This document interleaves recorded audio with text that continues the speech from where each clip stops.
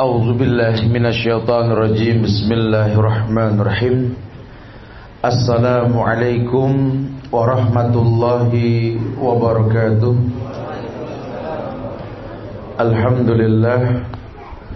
Alhamdulillahilladzi an'amana bi ni'matin katsirah allati biha na'mal salihan litanawulil jannah min babi husnil khatimah. Wa innal hamdalillah nahmaduhu wa nasta'inuhu wa nastaghfiruh wa na'udzu billahi min shururi anfusina wa min sayyiati a'malina. May yahdihillahu fala mudilla lahu wa may yudlil fala hadiya lahu. Asyhadu an la ilaha illallah wahdahu la syarika lahu wa asyhadu anna Muhammadan 'abduhu wa rasuluh. Ya ayyuhalladzina amanu taqullaha haqqa tuqatih wa la tamutunna illa wa antum muslimun. Ya ayyuhan nasu taqu rabbakumul ladzi khalaqakum min nafsin wahidah wa khalaqa minha zawjaha wa bassa minkum rijalan katsiran wa nisaa wattaqullaha alladzi tasaaluna bihi wal arham innallaha kana 'alaikum raqiba. Ya ayyuhalladzina amanu taqullaha wa qulu qawlan sadida yuslih lakum a'malakum wa yaghfir lakum dhunubakum wa may yuti'illaha wa rasulahu faqad faza fawzan 'azima. Amma ba'du fa inna ahsanal kalam kalamullah wa khairal huda huda Muhammadin sallallahu alaihi wasallam wa syarrul umuri muhdatsatuha wa kullu muhdatsatin bid'ah wa kullu bid'atin dhalalah wa kullu dhalalatin finnar. Ma'asyiral muslimin wal muslimat, sidang majelis kajian MT Asy-Syakirin yang semoga Allah berikan kemuliaan dunia dan akhirat.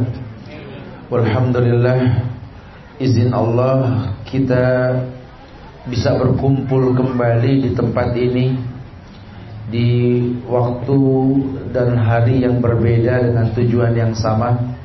Semoga Allah jadikan kumpulnya kita ini merupakan sebuah wasilah tawasul kita dengan amal soleh kepada Allah, agar Allah jadikan apa yang kita lakukan ini sebagai bagian daripada sebuah kesempurnaan agama insyaallah. Jamaah yang Allah muliakan, kita akan bahas sebuah bab, yakni syarat dan kiat mendapati syafaat.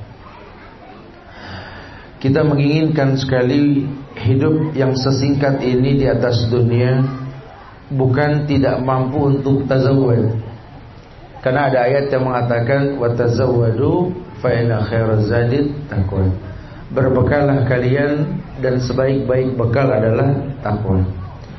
Allah inginkan orang Islam ini menjadi orang yang bertakwa, sehingga syafaat pun dia akan dapatkan. Bukankah Allah janjikan syafaat buat Quran yang dibaca oleh orang beriman? Bukankah Allah janjikan orang yang mati syahid boleh memberikan syafaat kepada 70 anggota keluarganya?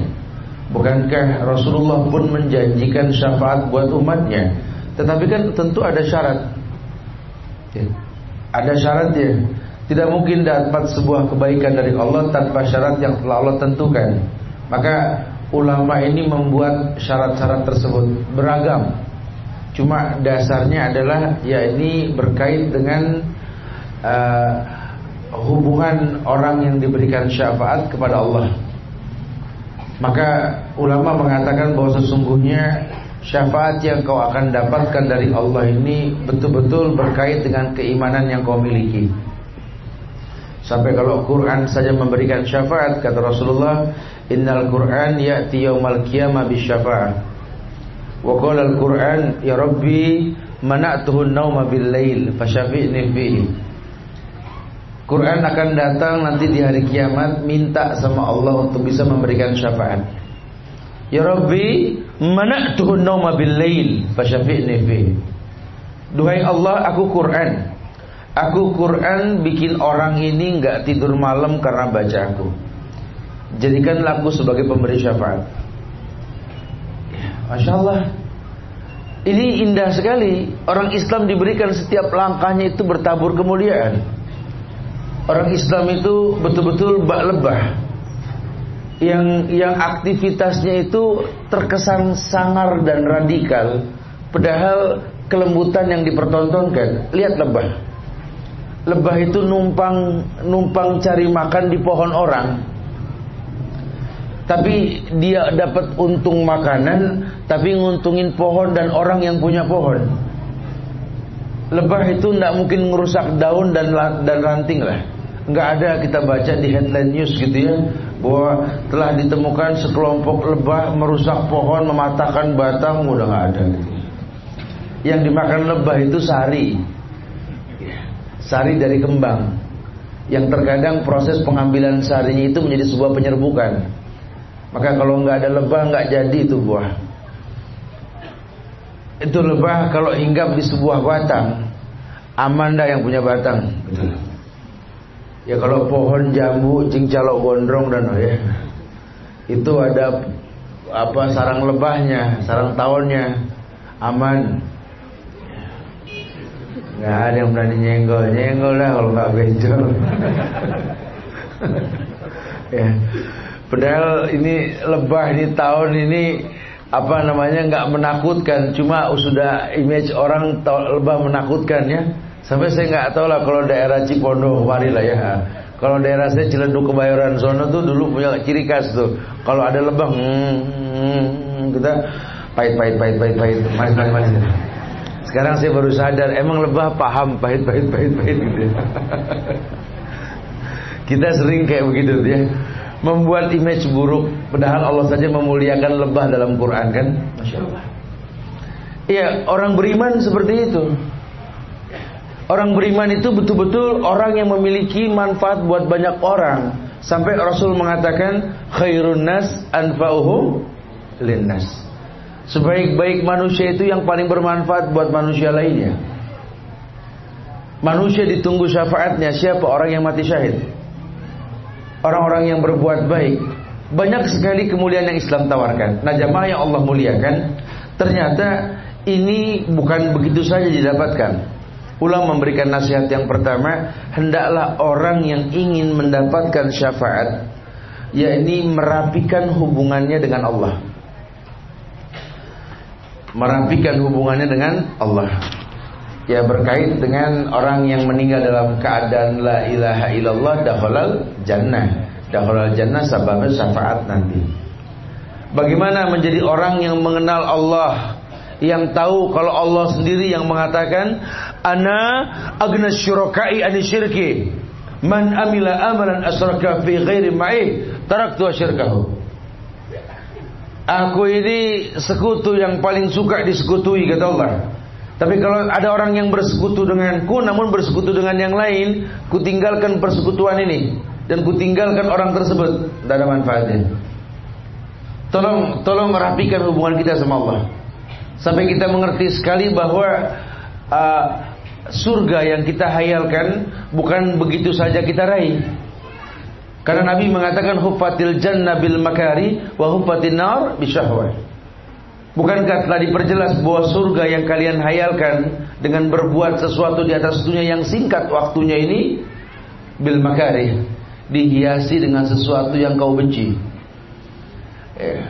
Surga itu buat orang yang menginginkan surga tapi nggak tahu surga berat loh.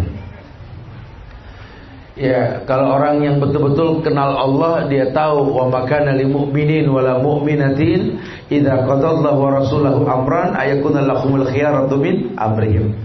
Tidak ada pilihan lain buat orang beriman kalau Allah dan Rasulnya telah tentukan hukum, kecuali mengatakan sami'na wa ta'na.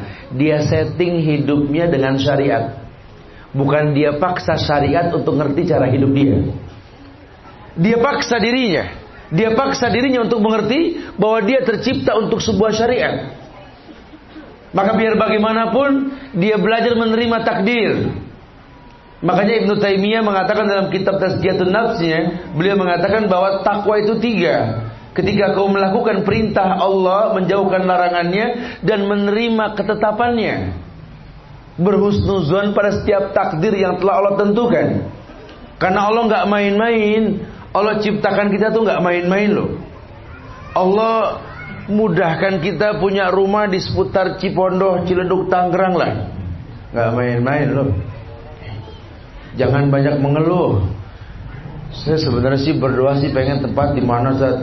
Tapi ya Allah, Tangerang. Kenapa Tangerang? Nggak ada permasalahan. Saya sebenarnya kalau berdoa sih pengen yang the best Ustaz lah. Bicara jodoh, pasangan hidup, saya kalau berdoa tuh pengen yang terbaik Ustaz. Saya istikharah meminta sama Allah yang terbaik. Ya Allah, ahsanut taqwim, ciptaan yang terbaik ya Allah. Dapatnya dia. Ya itu sih sudah hukum sebab akibat ya. Kayak ada apa? Ibu-ibu ngayal pengen punya anak ganteng, suruh baca surat Yusuf. Apa hubungannya Yusuf sama ganteng? Emang Yusuf mah ganteng, tapi baca surat Yusuf jadi ganteng apa hubungannya? Kalau masalah bentuk wajah, badan dan lain sebagainya ini kan hasil silangan, betul? Kalau memang silangannya begitu jangan ngayal lebih kan gitu ya. Lah sekarang kalau memang nggak ada target nggak ada sebab tampan dan cantik, kita minta tampan dan cantik, muskilah kan, betul? Anak siapa nih kok beda? Ya ada yang nggak tahu di sini. Kalau saya pernah dengar itu di masyarakat ada orang katanya kalau orang hamil tua suruh baca surat Yusuf katanya gitu ya. Wallahu alam bisawab. Siapa yang ngajarin itu ya? Cuma itu sudah jadi tradisi. Banyak orang menerjemahkan ayat dengan zon. Ya, sementara ayat itu yang ngerti ya Rasul ya sahabat. Alangkah baiknya kita mencontoh mereka. Enggak ada hubungannya sama sekali. Kalau sampai Allah juga pernah mengatakan kepada Yusuf, kadzalika linasrifa anhu wal fahsya innahu min ibadinal mukhlasin. Di surat Yusuf itu kan Allah berfirman, demikianlah Allah tolong Yusuf dari tipu daya setan. Alasan Allah apa? Innahu min ibadinal mukhlasin. Karena Yusuf ini hambaku yang ikhlas. Selevel Yusuf saja nggak bisa menghindari godaan. Ya.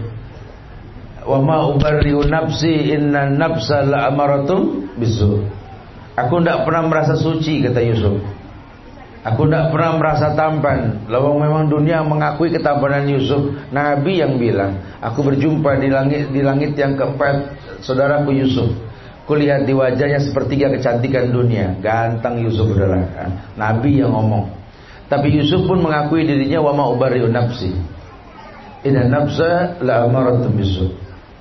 Selama aku punya nafsu, ya, aku akui nafsu ini mengajak aku pada perbuatan yang tidak-tidak. Dia akui dirinya seperti itu. Masya Allah. Tapi karena keikhlasan ibadahnya kepada Allah, Allah yang mengatakan, kadzalika linasrifa anhu wal fahsya innahu min ibadinal mukhlasin. Yusuf tidak tergoda, Yusuf tidak sampai berbuat maksiat dengan Zulaiha karena Allah yang jaga. Jadi bukan masalah fisiklinya, dunianya bukan. Bagaimana membuat penyebab-penyebab yang mendatangkan penjagaan Allah gitu loh. Kayak kita kan ke anak, kita ke saudara, ke keluarga. Ya mata kita nggak pernah bisa ngawasi mereka 24 jam loh. Kita tercipta bukan buat menjaga mereka kan. Tapi alangkah baiknya kalau kita buat sabab mereka terjaga oleh Allah. Ima memiliki akidah, karakter yang baik dalam keagamaan, manhajnya yang jelas, sehingga nanti innallaha la yudhi'u amalal muhsinin. Ada konsekuensi Allah tuh tidak mungkin melupakan kebaikan orang yang berbuat ihsan. Maka dimanapun dia berada, walaupun nggak terjaga, Allah yang jaga. Ya. Ini orang yang berilmu, agamanya masya Allah, Qurannya, hadisnya, pemahamannya betul. Ya, Allah jadikan dia ini betul-betul manfaat buat masyarakat. Dia ditaruh di mana saja. Orang tuanya nggak bisa ngejagain dia, Allah yang jaga. Allah yang jaga. Kita nggak pernah tahu anak di balik dinding sekolah sedang apa, kita nggak tahu. Ini kita kajian di sini nggak semua anak ikut kan? Itu di rumah ada, kita nggak tahu sedang apa dia sekarang. Tapi kalau landasannya sudah baik, penyebab pertolongan Allah itu ada di dalam diri dia, udah nggak usah khawatir. La haula wala quwwata illa. Fattakhidhu wakila. Ambil Allah sebagai penjamin. Cuma kan hukum sebab akibat, makanya di awal dikatakan, coba hubunganmu dengan Allah seperti apa? Jangan kau hayalkan sebuah kebaikan tanpa mengerti kebaikan milik siapa. Kalau kamu sudah mengerti tentang Allahu Malikul Mulk, tu'til mulka man tasha wa tanzil mulka mimman tasha wa tu'izzu man tasha biyadikal khair, fadhal. Silakan saja. Tapi kalau belum mengerti, jangan paksakan. Yang ada kamu komplain dengan takdir. Pahami Allah dengan betul, kenali Allah dengan rububiyahnya, dengan asma wa sifat, dengan uluhiyahnya. Sampai nanti kita mengerti sekali, ini ibadah, memang fitrah kita tercipta untuk itu. Hidup ini bagaimana mendatangkan ghirah, semangat dalam beribadah. Dan ibadah yang dengan sungguh-sungguh itu, Allah yang mengatakan, walladzina jahadu fina lanahdiyanahum subulana. Dan orang yang bersungguh-sungguh dalam beribadah kepada kami, kata Allah, lanahdiyanahum subulana, lanahdiyanahum, kami yang mendatangkan hidayah. Kalimat kami ini hak Allah, bukan Allah banyak, tapi Allah perintahkan malaikat datang terus gitu. Ada proses. Makanya kalau orang diberikan hidayah, jawabannya apa? Alhamdulillahirabbil alamin. Bukan alhamdulillahil ilahil alamin. Rabbil alamin. Segala puji bagi Allah, Rabb yang menciptakan alam ini. Dia berasa sekali bahwa dia bagian dari alam ini. Maka dia nikmati. Dia tahu sekali bahwa ada hikmah di balik semua nikmat yang dia rasa. Karena dia tahu semuanya nikmat. Semuanya nikmat. Apapun yang dia rasa, ada hikmah untuk dirinya dan untuk orang lain. Kalau kenikmatan dia rasa ini, biasanya kalau Allah kasih saya nikmat begini nih, sebentar lagi ujian nih datang gitu lah. Biasanya kalau orang diuji begini nih, ya sebentar lagi nikmat dah. Kayak kita nengokin orang sakit, ya kita datang, assalamualaikum, waalaikumsalam, subhanallah, ya ba'sa tauhid insyaallah. Allahumma adhibal ba'sa anta syafi la shifa illa shifauka, shifa la yughadiru nasaqam. Doakan sudah ya, baru kita mulai tanya tuh. Ya. Udah berapa lama nih sakit nih? Ya Allah, udah sekian lama lah. InsyaAllah tinggal sembuhnya dah, insyaAllah ya. Orang sakit ya tinggal sembuhnya. Malah yang sehat tinggal sakit ya nih. Kita hibur. Dan memang hukum sebab akibat begitu. Sama seperti orang yang mencapai usia 40, tinggal turunnya. Puncaknya umur itu kan 40. Kesononya makin kurang, bukan makin tambah. Fisik kita makin hari makin sempurna, mentok 40 full sempurna. Balagha asuddah wa balagha arba'ina sanatan, sampai puncaknya sampai usia 40. 40 ke sono mulai kurang tuh. Terus sampai nanti 60 70 ke sana lama-lama kurang. Ini manusia kudu ngerti sampai di sana. Islam ajarkan bahwa setelah kesempurnaan ada kesulitan, ada kekurangan. Begitu pula setelah ada kekurangan nanti ujungnya kesempurnaan. Itu yang Allah pengen. Masya Allah, jamaah yang Allah muliakan. Oleh karena itu ditekankan sekali, rapikan hubunganmu dengan Allah.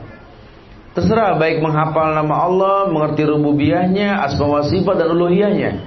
Nah yang kedua, yakni kalau kau sudah mengenal Allah, maka hidupmu ini mengerti untuk apa.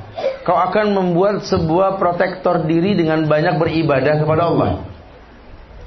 Yang kedua, yakni melakukan ibadah kepada Allah karena memang ada ikatan dengan Allah. Karena nanti ada orang yang belum wajib untuk beribadah karena belum ada ikatan. Ikatan itu punya syarat, salah satunya baligh, berakal. Nah kalau anak yang belum baligh, akalnya belum berfungsi, belum terbebani, dia belum mukallaf, dia belum terbebani. Tidak ada beban buat orang yang belum baligh. Walaupun dalam hadis dikatakan ajarkan anakmu sholat di usia 7 tahun.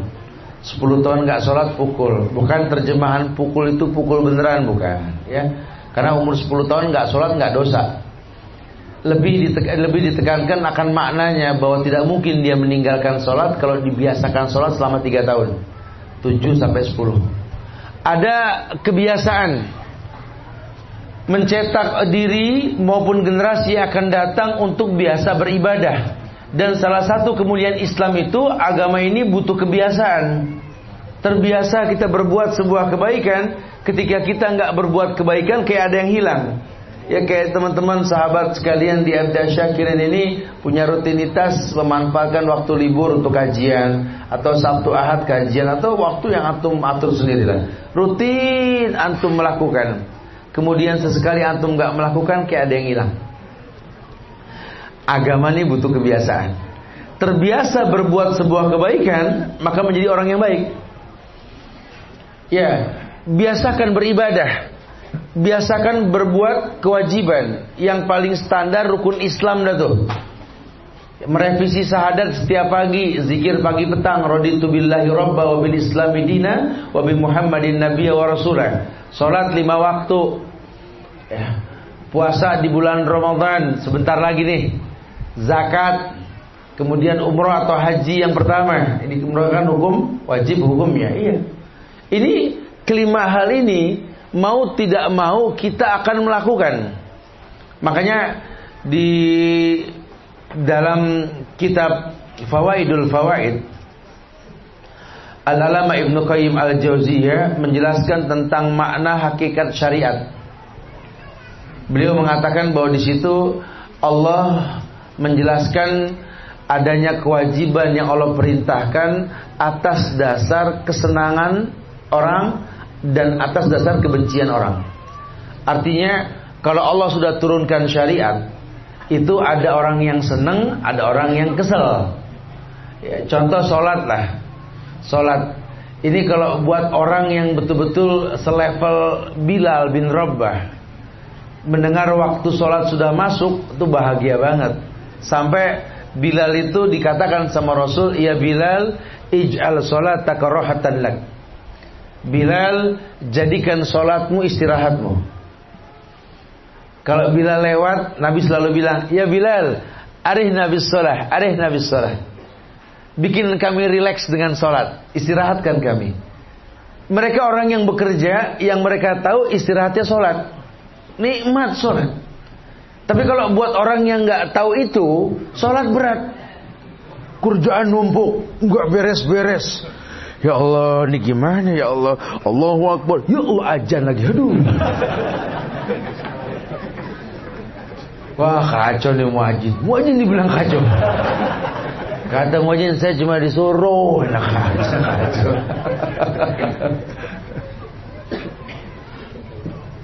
Ya, kayak orang pencinta puasa, ngitung-ngitung bulan. Ini kan 28 Rajab ya hari, betul. Udah di penghujung nih. Itu seneng banget. Rajab, Roah, Ramadan gitu ya. Rajab, Syaban, Ramadan. Kalau tapi bilang Roah, itu nggak tahu dari mana tuh Roah asalnya, nggak apa-apa. Roah tuh katanya bulannya para arwah katanya. Banyak pada nengokin katanya gitu ya. Iya, seneng banget bayangin Ramadan tuh. Ramadan ya Allah, alhamdulillah. Ini orang tahu Ramadan. Ngerti sekali loh. Karena besarnya pahala bulan Ramadan, subhanallah. Nanti ayat yang dia baca tuh per huruf loh 10 pahalanya. Bulan lain gak ada yang kayak begitu.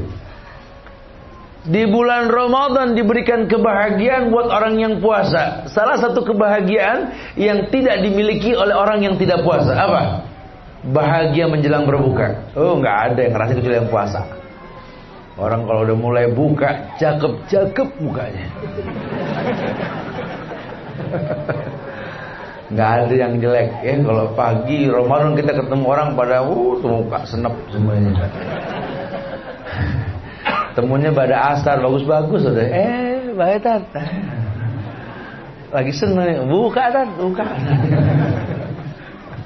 Ya, diberikan kebahagiaan orang-orang puasa tuh, masya Allah. Seneng banget, seneng. Makanya kalau orang yang tahu indahnya Ramadan, ini bulan Rajab udah repot. Ya, dia nggak disibukin sama Sya'ban karena banyak hadis dhaif tentang Sya'ban kan.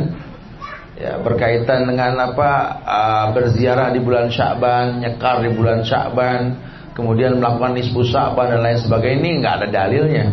Justru kalau kita mau meningkatkan ibadah menjelang Ramadan, yang paling baik ya Rajab.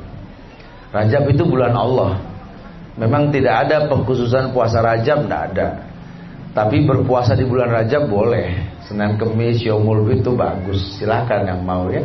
Kalau memang yang nggak biasa berpuasa karena ada kewajiban yang lain yang sunnah nggak dilakukan, lakukan yang lain. Silaturahmi, mumpung bulan Rajab nih, temuin orang tua, ziarah kubur, bagus bulan Rajab, pahalanya besar. Ya, orang tua yang udah lama nggak kita tengokin, datengin. Ya, mumpung masih ada waktu sebulan ini kan nggak berasa kan? Karena ada perintah ulama untuk kita membiasakan, mempersiapkan diri untuk Ramadan itu bukan mandi menjelang Ramadan, menghitung bulan Sya'ban.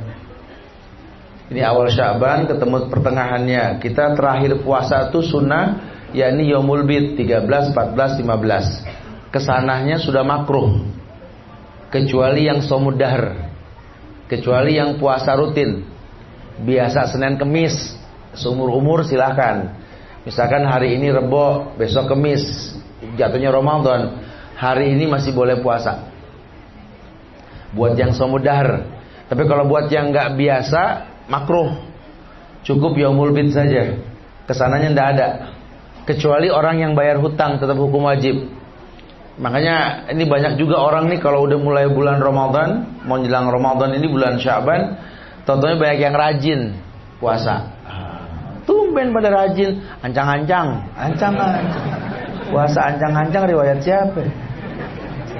Ada puasa Senin Kemis, Yaumul Bid, puasa ancang-ancang.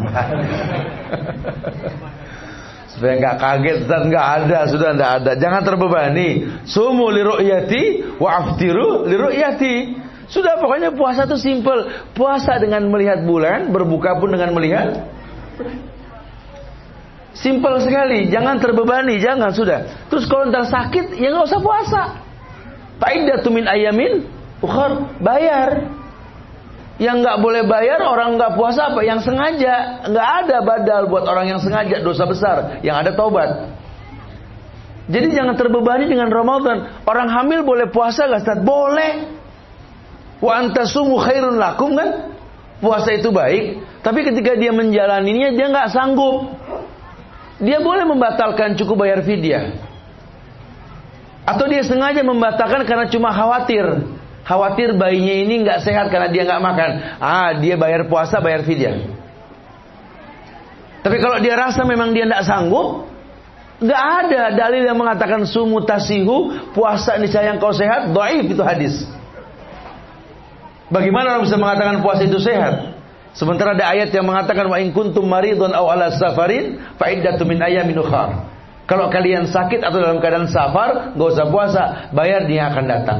Kalau puasa menyehatkan, Allah wajibkan perintah puasa. Ada. Ya, jadi jangan terbebani. Ramadan ini indah sekali. Lawang Ramadan itu anugerah untuk umat Muhammad, maka dibilang apa? Syahrul ummah, bulannya umat kan. Sampai-sampai umat terdahulu dimuliakan dengan Rajab, umat Muhammad dimuliakan dengan Ramadan. Ya, di dalamnya ada maghfirah, ada rahmah, ada itqum minan nar, diturunkan Lailatul Qadar. Masya Allah. Ya. Ditegakkan kemuliaan untuk bisa mendapatkan kemuliaan afdhalu sholatul lail tulal qiyam, salat malam yang paling afdol, yang paling lama berdirinya. Ya. Itu kan full sebulan kita bisa lakukan. Kita bisa lakukan di masjid, di majlis, di rumah, silakan. Pokoknya yang penting tulal qiyam. Karena ada yang tanya juga kemarin, Ustaz, kalau nanti Ramadan misalkan anak nggak di masjid, anak rutin di rumah sama istri sama anak, boleh nggak, Ustaz? Boleh, nggak ada masalah. Hukum asalnya sholat sunat afdol di rumah kok. Tapi yang jadi masalah bacaan antum bagaimana? Yang perlu digarisbawahi juga bahwa sholat taraweh, sholat malam itu yang paling utama, yang paling lama berdiri. Nah, silakan antum di rumah, antum baca yang panjang, silakan. Tapi kalau antum nggak sanggup, mendingan jadikan bacaan imam bacaan makmum. Qiraatul imam, qiraatul makmum. Ya jangan gara-gara antum ingin mengambil keutamaan sholat di rumah, antum rubah tuh kemuliaan taraweh, sebaik-baik taraweh yang paling lama berdiri. Antum malah di rumah dengan baca pendek, sehingga anak-anak bilang, "Pak, Abi, enakan di rumah aja, Bi, daripada di masjid." Kenapa? Cepat gitu ya. Antum mendingan ajak dia ke majelis dah kalau begitu ya, atau ke masjid ya, supaya menegakkan nikmatnya itu gitu loh. Tapi ya orang bisa merasakan nikmatnya berdiri lama juga tentu karena berilmu. Dan kita nggak bisa paksa juga orang supaya merasakan lamanya berdiri. Mentang-mentang antum hafal Quran, tahu bahwa sebaik-baik sholat malam yang paling lama berdiri, antum ngetes hafalan, jangan juga. Ya, khawatirnya kalau buat orang sih berpahala dengan pahala antum karena bacaan bagus dan panjang. Tapi kan bikin kapok orang juga dosa dalam Islam kan. Pada nggak terawih lagi. Aduh, nggak nyanggup dari sana. Tak kalau imam udah ganti. Ya, kan antum tanggung dosa juga kan kalau begitu ya, bikin orang kapok. Jadi ya kurang lebih lah kita bisa mengkondisikan dengan keadaan. Silakan baca panjang tapi enak didengar. Ya, antum nggak sekedar banyak hafalan tapi nggak ada karisma dalam hafalan antum, jangan. Tetap asik, orang tahu sekali. Memang enak, ikhlas ya. Suara orang yang ikhlas itu kan membuat nyaman orang yang mendengar. Ya kalau kita sholat di belakang saya Al-Ghamidi, saya Suraim, atau di belakang saya siapa Abdurrahman Sudais gitu ya. Orang-orang yang memang sudah apa sih kalau bahasa Ibnu Qayyim itu, Quran tuh hiasan yang halal untuk dirinya. Jadi ada bahasa ulama itu, kebaikan yang dirutinkan akan menjadi perhiasan yang halal buat orang yang memilikinya. Buat mereka itu jadi perhiasan. Siapa yang nggak tahu suara saya Sudais, betul? Siapa yang nggak ngerti karakter suara saya Suraim, saya Al-Ghamidi, ya punya karakter mereka sudah. Kita nggak, banyak yang nggak paham yang dia baca artinya kan. Cuma husu. Ya husu, orang sudah tahu karakter suaranya sudah Masya Allah. Iya, keikhlasan loh. Keikhlasan itu mendatangkan ketenangan. Ketika ibadah tak terkontaminasi dengan keburukan, kezaliman, ulaika lahumul amnu wa hum muhtadun. Walladzina amanu wa lam yalbisu imanahum bizulmin, kan gitu ya. Orang yang beriman yang tidak mencampur adukan iman dengan kezaliman. Ibadahnya enggak diadon sama kezaliman, kemaksiatan. Ulaika lahumul amnu wa hum muhtadun. Allah pastikan untuknya al-amnu. Orangnya tenang, menyampaikan ketenangan. Wa hum muhtadun, dan orang bisa diberikan hidayah dengan keadaan seperti itu. Iya. Jadi kayak orang yang tenang tuh, orang kalau ngelihat orang yang tenang ikut tenang. Kita kalau ngelihat orang panik kadang ikut-ikutan panik. Ya. Makanya saya suka bilang belakangan ini kalau bisa nih kita bisa bikin tenang orang. Ukurannya beginilah. Bagaimana kita menjadi penyebab orang kalau ketemu kita bertasbih gitu. Tiap ketemu kita, subhanallah, apa kabar, subhanallah. Itu antum berhasil dalam bergaul. Hindari orang beristighfar kalau ketemu kita.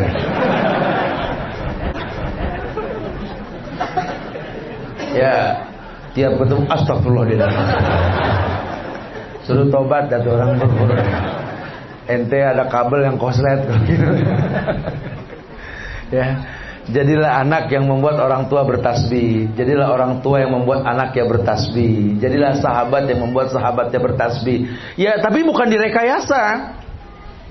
Ya, bukan dibuat-buat. Karena yang namanya karisma takwa ibadah yang kita lakukan Allah yang datangkan. Wa atahum taqwahum itu kan bahasa Allah kan. Wa atahum taqwahum, dan kami yang mendatangkan ketakwaan. Jadi Anda sholat itu simahnya sholat, kalau orang sekarang bilang tuh inner beauty-nya gitu ya, pancaran batinnya gitu ya. Kan beda ya, orang yang sholat sama yang enggak beda, pancarannya beda ya, beda sekali lah ya. Ya yang saya maksudkan sholat yang khusus, sholat yang benar. Karena nanti banyak juga orang yang sholat tetap aja nggak ada bedanya gitu ya. Beda sekali, simahnya beda. Nggak usah dibikin-bikin, orang udah tahu ente baik. Udah. Jadi nggak usah gimana. Saya kadang suka ngadain antar teman-teman ustaz juga kalau ngomong sampai oleh karena itu kita nyiksa diri ente begitu.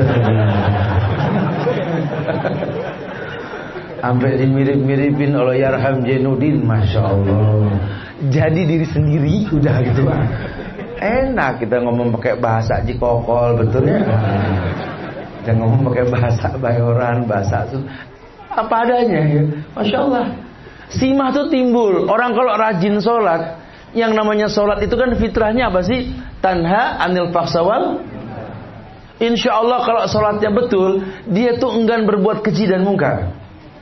Bukan sekedar enggak berbuat keji dan mungkar, dia pun enggak menjadi bagian orang berbuat keji dan mungkar. Karena kalau mungkin dia enggak berbuat mungkar, insya Allah lah, insya Allah. Tapi kadang-kadang yang enggak berbuat mungkar ini enggak berasa gara-gara dia orang berbuat kemungkaran. Ya tingkah laku yang dibuat-buat, tadi ketakwaan yang dia rasa bukan sekedar didatangkan sama Allah, dia yang merasa. Orang jadi nggak suka kan? Orang yang rajin sholat jadi kemudian meremehkan orang yang belum terbiasa sholat. Padahal yang paling baik kalau kita merasakan indahnya sholat, kabarkan ke orang tentang indahnya sholat. Harusnya begitu. Ya, kayak kita berdakwah. Ini kan orang kalau semangat dakwah kadang-kadang udah nggak boleh yang didakwahi itu masuk Islam kayaknya. Contohnya apa? Kita kan benci sama orang kafir kan. Kebencian kita itu membuat orang kafir gak mau masuk Islam. Salah loh. Kita benci sama Syiah, betul? Laknatullah ala Syiah. Kita laknat tuh Syiah, bukan enggak? Tapi bukan berarti Syiah gak boleh masuk Islam dong. Kayaknya kalau udah benci sama Syiah enggak dah. Pokoknya orang Syiah gak boleh tobat. Ya gak boleh. Ini ya kita gara-gara semangat sampai lupa mereka perlu didakwahi, ya kan? Bisa gak kita mendakwahkan mereka, membuat mereka tertarik dengan orang yang mendakwahinya? Jangankan Syiah, Yahudi saja boleh masuk Islam, betul? Boleh dong Yahudi masuk Islam. Dulu banyak Yahudi Madinah masuk Islam. Ketika Nabi hijrah mendakwahkan mereka banyak sekali. Ini yang suka kita lupa. Kadang-kadang kebaikan yang kita lakukan membuat warna yang gak menerima warna lain. Padahal Allah ciptakan beragam, syu'uban lita'arofu, berkarakter, bermodel-model untuk bersatu. Bersatu dengan apa? Dengan Islam. Silakan saja orang di daerah dingin dengan kostum dinginnya masuk Islam, ya ukurannya ibadah yang 5. Orang di daerah yang panas dengan karakter pakaian musim panasnya tapi tetap syar'i, dia beribadah dengan tentu berbeda. Cara berbicaranya, cara tradisi menjelang ibadah, karena kan berbeda-beda ya. Kayak kita sholat id itu. Ini banyak yang salah nih ibu-ibu, khususnya ibu ya. Orang menganggap sholat id itu katanya sunnah. Karena kita punya ciri khas di negeri kita ini kalau Idul Fitri itu masak-masak. Padahal siapa yang nyuruh masak gitu ya. Cuma memang ada hadis yang bilang kalau kita mau sholat Idul Fitri makan dulu baru sholat. Cuma nggak memberatkan. Bu, pada nggak sholat id? Ya, lu nggak sempet ya tat, lu ngangkat-ngangkatin sayur tupat gitu ya. Dia bawa-bawa aja. Salah, itu salah. Bahkan sholat id itu wajib, fardu ain. Kenapa dibilang fardu ain? Karena hadisnya, amarnya, perintahnya dahsyat sekali. Nabi perintahkan sampai orang yang haid pun harus hadir untuk menyaksikan. Sholat 5 waktu nggak ada perintah begitu. Ini saking pentingnya sholat id. Cuma mau bilang apa, di negeri kita ada tradisi gitu ya. Seakan-akan Idul Fitri itu hari dimana kita long weekend. Dari dulu H-7, H+7 kan, sudah ciri khas dah tuh. Cuma itu pun gak ada permasalahan, karena agama juga fleksibel. Bicara puasa sunnah Syawal nanti itu bebas gitu loh ya. Walhasil sudahlah, dia berilmu tentang ibadah, maka dia ikat diri, dia diawasi dengan ibadah. Ikatan yang kuat antara dirinya dengan Allah sebagai syarat datang syafaat nantinya, dia rapikan ibadah kepada Allah. Dia buat hubungan yang kuat sampai dia mengerti bahwa ternyata memang apa yang dia lakukan ini merupakan sebuah kebaikan, di mana dia memahami adanya keutamaan pahala dalam bertauhid kepada Allah. Efeknya kuat banget. Orang sholat, banyak yang sholat tapi nggak semua bisa tanha anil faksa wal munkar. Ya, semakin dia perdalam ternyata sholatnya boleh sama, jumlah rakaatnya boleh sama, bacaannya boleh sama. Tapi kalau ikatan sama Allahnya berbeda, hasilnya beda. Antum jangan merasa sudah husu dengan angkat tangan bareng merem. Allah Akbar, sampai kayak gitu ya. Sama orang tua berantem gitu ya. Sama saudara nggak akur juga. Ya kayak kalau lagi sholat mah kayak yang benar. Sampai Allah, utang susah banget bayar. Ngindar mau kalau ditagih. Gimana sih ini orang sholat kok begini gitu loh. Ya jadi Nggak bisa, bukan itu. Allah sudah katakan wa atahum taqwahum. Walladzina tadau zadahum hudan wa atahum taqwahum. Aku yang mendatangkan ketakwaannya. Kenapa? Rutinitas ibadah dia lakukan. Dia merutinkan sholat karena dia tahu indahnya sholat. Ini isti'anah, tolabul ma'unah. Dia minta tolong sama Allah. Hidupnya selalu minta tolong dan dia tahu tidak ada yang layak diminta tolongi kecuali Allah. Khaliqu kulla syai' wa huwa ala kulli syai'in wakil. Karena Allah yang mencipta, Allah yang mencukupi. Enteng sudah. Ya. Asal yang dia buat sesuatu yang dibutuhkan, bukan cuma sekedar kepengen. Jadi kalau berat terasa pun Allah bantu dia. Allah nggak mungkin menghinakan orang yang baik, apalagi kekasihnya. Makanya wali-wali Allah itu dikatakan ala inna awliya Allahi la khaufun alaihim wa lahum yahzanun. Yang namanya kekasih Allah itu nggak ada sedih, ya, nggak ada takut, nggak ada. Apalagi urusan dunia, ya ngaruh. Ya. Orang suka heran, ini gile, berani bener lewat kuburan. Orang berani lewat kuburan bilang gile, gimana sih? Yang nggak gile takut. Di kita ini kan kadang-kadang suka begitu tuh ya obrolan ya. Orang sedekah dengan uang banyak, bukan subhanallah malah siapa yang sedekah nih? Pak Fulan bin Fulan. Gile tuh orang. Apa nih sedekah? Gile mau digrogol sama gile. Kita suka salah tempat ya. Kadang-kadang itu orang berbuat baik dibilang gile ya. Ya, mau bilang apalah. Tapi jamaah yang Allah muliakan, dia mengerti. Dia mengerti sekali bagaimana mendatangkan kemuliaan tersebut. Kemudian di yang ketiga dikatakan bahwa orang yang ingin mendapatkan syafaat ini harus betul-betul bersungguh-sungguh dalam beribadah kepada Allah. Kenapa? Karena kesungguhan itulah yang menjadi penyebab datangnya hidayah, datangnya syafaat. Kita ngaji, ini kita ngaji kan kita beribadah. Bagaimana ngaji ini kita bisa bersungguh-sungguh. Memang saya tuh butuh ngaji, ya, saya butuh belajar. Saya butuh memiliki lingkungan supaya saya enggak jadi strangers ya, di tengah al-ghuraba lah gitu ya. Enggak menjadi orang asing di tengah orang asing gitu loh. Ya, karena kan apa ya, banyak orang yang udah syar'i tapi merasa terintimidasi dengan keadaan. Padahal sih cuma dia doang yang berasa begitu. Keadaan gak mengintimidasi dia. Contoh orang laki sudah ngerti hukum waqsus sawarib waful liha. Tipiskan kumis, panjangkan janggut. Ini orang suka salah paham nih masalah begini. Kayaknya wakil sunnah banget kalau udah berjenggot gitu ya. Antum tuduh anak, antum nggak lihat nih, apa urusannya? Nggak ada urusannya, nggak lihat nih. Empu gandring juga bewok. Tapi kalau bakal buat bukti begitu bukan, itu bagus. Antum sudah bagus sekali. Tapi antum harus mengerti, itu amr, sebuah perintah kewajiban, bukan untuk sebuah kesombongan, ya. Maka diperintahkan seperti itu. Ya dia pakai bukan tidak. Waqtus sawarib waqful liha. Dia orang yang terkenal asik dalam bergaul sebelum ikut pengajian dan sudah berkumis berjanggut. Setelah ikut pengajian kita tanya, kok di rumah mulu sih nggak gaul? Teman-teman pada pengen ngobrol loh. Aduh nggak enak saya doang yang berjenggot soalnya saya. Apa urusannya itu?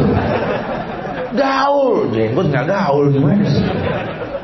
Anda mendingan di rumah baca buku qala Allah wa qala Rasul gitu. Bagus.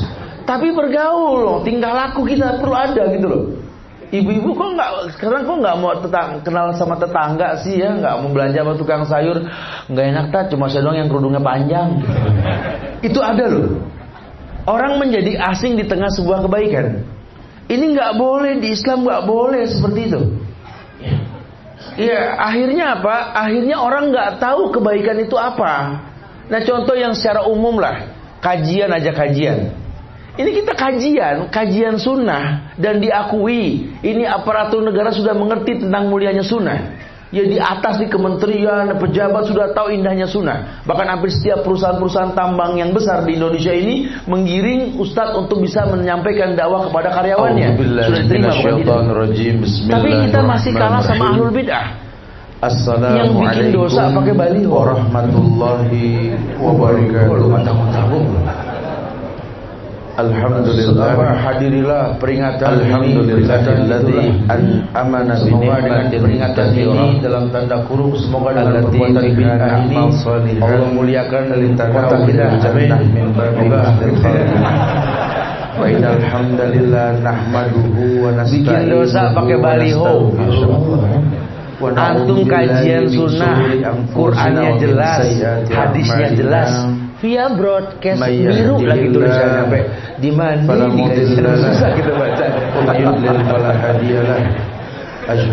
Seberapa susahnya sih Allah jamaah patungan dari 5.000 dah bisa lebih 10 baliho menuhi Tangerang dan abduhu wa rasuluh.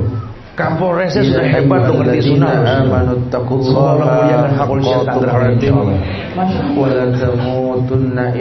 Dakwah indah sunnah. Salafun salih, ahlus sunnah wal jamaah. Kenapa mesti disembunyikan? Karena memang kitanya ini masih taklid. Kitanya masih ikut-ikutan, nggak berilmu. Padahal kalau kita merasa nyaman dengan sunnah, tingkah laku kita ini mendakwahi mereka. Ya jadi jangan disibukkan dengan dakwah qala Allah wa qala Rasulnya. Itu kembali pada talenta, kemampuan dan ilmu. Kayak anak muda bilang, yuslih lakum a'malakum wa yaghfir lakum. Sungguh-sungguh ini masih bab mujahadah nih, sungguh-sungguh. Karena udah kajian alhamdulillah nih Ustaz, udah 2 bulan nih Ustaz anak taubat. Kalam durasi kajian per minggu udah 8 kali kajian sallallahu alaihi wasallam. Alhamdulillah ya insyaallah ana istiqomah. Cuma memang ujiannya di orang tua dan orang tua ini subhanallah, ngajak anak berdebat mulu Ustaz. Anak nggak mau ngeladenin Ustaz, cuma dia nembakan depan umum mulu muslimat. Akhirnya anak kepancing, terpaksa anak kuan ilmu anak dan yang semoga Allah jurus berikan kemuliaan dunia dan akhirat. Anak bilang sama orang tua anak, Pak, dengar Pak ya.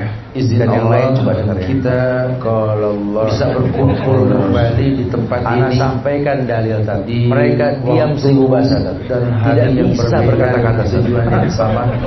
Anak bodoh begitu. Umurnya kita yang merupakan nafas pindah ke hidung gitu. Rasul kita dengan amal soleh kepada Allah.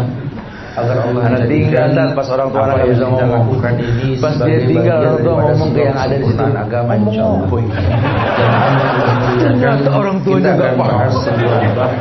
Jadi dia ngomong itu berasa sudah betul. Orang tuanya nggak paham yang diomongin. Kita menginginkan sekali kelompok anak muda ngedalamin Quran dan Injil berdebat sama pendeta. Bukan tidak mampu untuk pendeta sama anak tak kalau udah anak ngomong tak pendeta udah nggak bisa ngomong tak. Anak sih nggak ngarang kalau ngomong anak ngomongin ayat-ayat Quran. Anak bilang pendeta itu dalam Al-Quran surat Al-Imran Al-Baqarah ayat sekian sekian. Kalau orang Islam diem dia tak menjadi orang yang bertakwa. Buru-buru belajar tajwid pendeta betul. Jadi ini yang suka salah.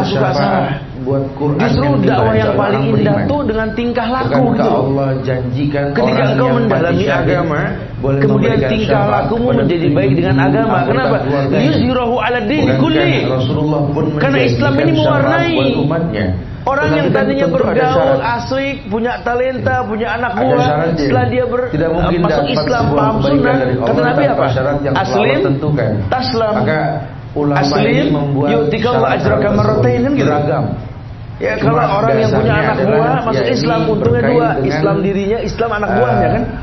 Hubungan menjadi orang yang masya Allah. Maka dalam sebuah riwayat dikatakan bahwa sebaik-baik kalian adalah yang paling baik ketika zaman jahiliyah. Syafaat yang kau akan dapatkan manusia punya kelebihan ini betul-betul. Nah ketika Islam sampai terwarnai dengan Islam harusnya. Sampai bukan malah Islam malah merusak dirinya. Ini yang paling banyak ini orang merasa memiliki ketakwaan tadi, bukan Allah yang mendatangkan. Makanya orang yang berdoa dengan jam terbang yang lama, orang yang baru akan datang nanti di hari kiamat minta sama Allah. Berbeda sekali dengan syafaat. Butuh aplikasi Salat juga sama, nggak bisa orang baru tempat Allah. Aku Quran mengatakan alam ya'ni lil ladzina amanu an takhsha'a qulubuhum li dzikrillah. Aku sebagaimana nazala minal haq. Justru kehusuan itu datang karena waktu. Ini indah sekali. Ujian yang mendatanginya, badai yang menerpa dia tegak tukar pinggir laut, betul-betul hingga terbentuk ornamen indah alam karena teguran ombak tadi itu terkesan makian, hujatan dari luar rumah dalam hutan yang diberkati yang menusuk dari belakang pinggangnya. Demi Allah itu numpang, tapi dia yakin sekali la yukallifullahu nafsan. Tapi dia sudah dia tahu sekali makanan, karena hubungan yang baik sama Allah. Orang yang punya pohon berat rasa. Sudah dikatakan hufatil jannah bil makari wa hufatin nar bisyahwat. Kita baca di news gitu ya, bahwa kadang ujian kita dari sahabat-sahabat kita mematahkan batang dari keluarga sendiri yang dimakan orang tua sendiri, kadang anak-anak kita sari dari kembang. Masya Allah, terkadang proses pengambilan sarinya itu menjadi makanya wajar kalau Nabi itu ngelihat orang baik lagi ada lebah nggak jadi keranda mayat, kata Nabi Mustarikh itu lebah kalau hinggap di sebuah batang nih aman yang punya batang, orang baik yang diistirahatkan dari penatnya dia. Kalau pohon jambu, cincalok gondrong dan kita kalau ngeliat di Arab itu ada orang soleh meninggal sarang lebahnya, sarang tawonnya aman. Ini orang diistirahatkan sama Allah dari penatnya dunia. Ada yang berani nyenggol lah kalau main di musuh. Panggil bisa kita ngeliat padahal ini lebah di tahun ini dia mujahadah, dia betul-betul dia bersungguh-sungguh adanya kesungguhan dalam beribadah kepada Allah.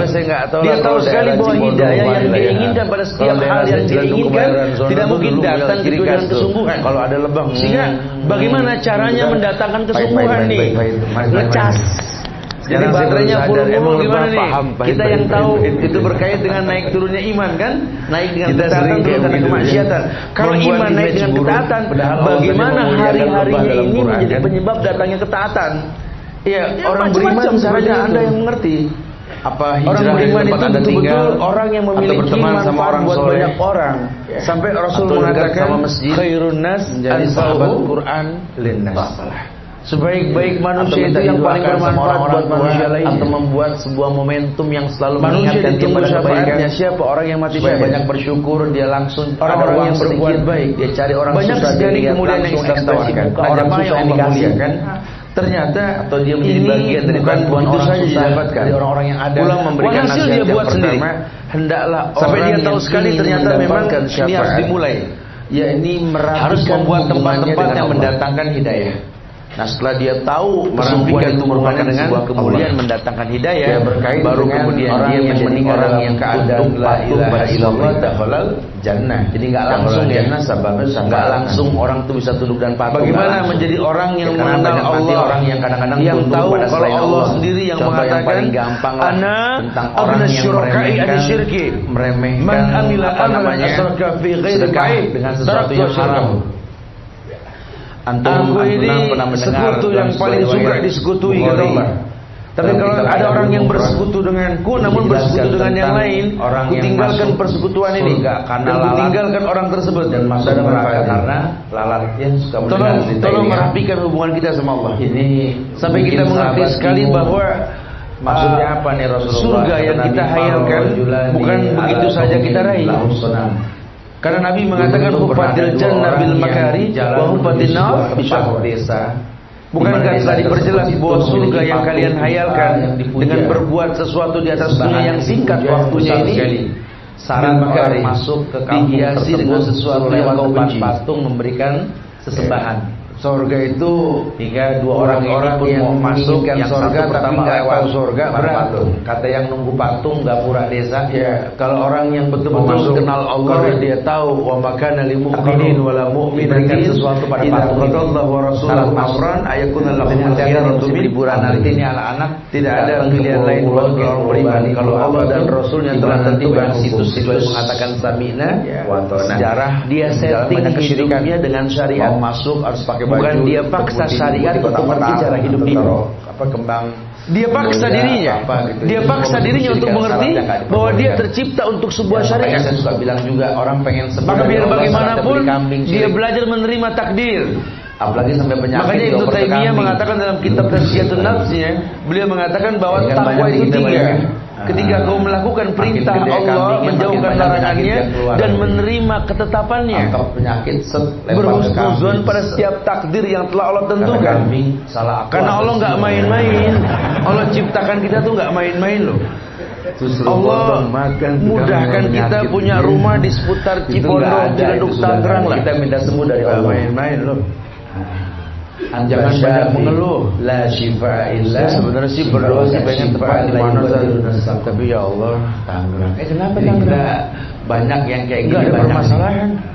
Saya kalau berdoa sih pengen yang baca Al-Fatihah aja banyak dikira jodoh pasangan hidup. Saya kalau berdoa tuh pengen yang terbaik sedekah bumi. Saya orang meminta Allah terbaik. Ya Allah, ahsanut taqwim ciptaan dalam masyarakat sekalian. Saya dapat sama pimpinan memimpin ritual sedekah bumi. Itu sih sudah hukum sebab akibat. Sedekah yang kita lempar ke pantai selatan kayak ada apa? Menjadikan sabab ibu-ibu ngayal pengen punya anak ganteng. Baca surat Yusuf, bikin dosa baca Al-Fatihah. Apa hubungannya Yusuf sama ganteng? Yusuf mah ganteng, tapi baca surat Yusuf jadi ganteng apa hubungannya? Kalau masalah bentuk wajah, badan dan lain sebagainya ini kan hanya silangan, betul berilmu tentang hal-hal. Kalau memang silangannya begitu jangan ngayal. Itu ada orang yang masuk ke sebuah desa disuruh takarrub sama nggak ada target apa nggak ada sebab tampan dan cantik. Aku nggak punya tampan dan cantik bisa berkilau kan itu ya. Karib walau dzubaban. Siapa nih kok beda? Sedekah walaupun seekor lalat, sedekah. Udah ya, jangan ada yang nggak tahu di sini. Kalau saya perhatikan di masyarakat ada orang katanya kalau orang hamil tua sebaca surat Yusuf. Allah alam bisawab. Siapa yang ngajarin? Kayaknya biasa ya. Wah, itu sudah jadi tradisi. Dia mati dalam kampung tersebut. Orang menerjemahkan ayat dengan zon. Yang satu lagi nggak mau walaupun seekor lalat. Aku bersedekah hanya untuk Allah. Alangkah baiknya kita mencontoh mereka. Aku beribadah hanya untuknya sama sekali. Kalau sampai Allah juga pernah mengatakan kepada Yusuf untuk orang-orang yang sudah mati lucu sekali. Wal fahsa innahum min ibadina al-mukhlasin. Di surat Yusuf itu kan Allah berfirman, demikianlah Allah tolong Yusuf. Kenapa hadrati fulan? Tipu daya setan. Alasan Allah kalau nggak dikritisi jadi lumrah min ibadina biasa. Mukhlasin. Padahal ini hambaku yang ada kesyirikan di dalamnya.